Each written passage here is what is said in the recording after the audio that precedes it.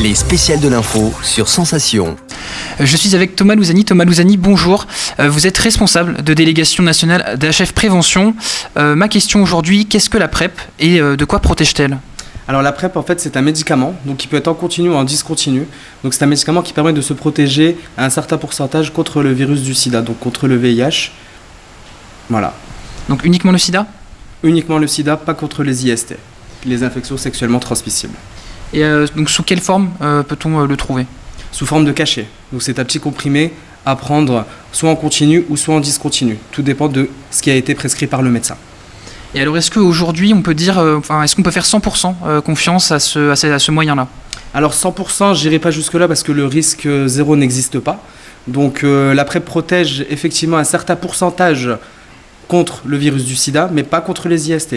Donc PrEP plus préservatif pour avoir une protection maximale contre les IST et contre le VIH. Et alors à quel public se destine ce moyen-là ? Alors ce moyen-là est destiné à certaines populations. Donc vous avez les prostituées, vous avez les HSH, vous avez les bisexuels, vous avez les gays aussi. Donc ça dépend à la population qui est ciblée. Et est-ce que vous pensez qu'aujourd'hui on fait suffisamment de prévention ? Est-ce que, moi personnellement je ne sais pas forcément ce qu'était la PrEP avant. Est-ce que vous pensez qu'aujourd'hui il y a suffisamment de prévention autour de ce moyen-là ? Alors autour de ce moyen-là, oui, il y a assez de prévention dès lors qu'on écoute bien ce que nous racontent les médecins. Donc si on écoute ce que le médecin nous a prescrit, effectivement, il n'y a pas de souci.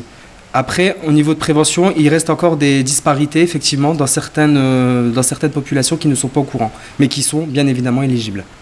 Merci beaucoup Thomas Louzani d'avoir répondu à nos questions pour Sensation.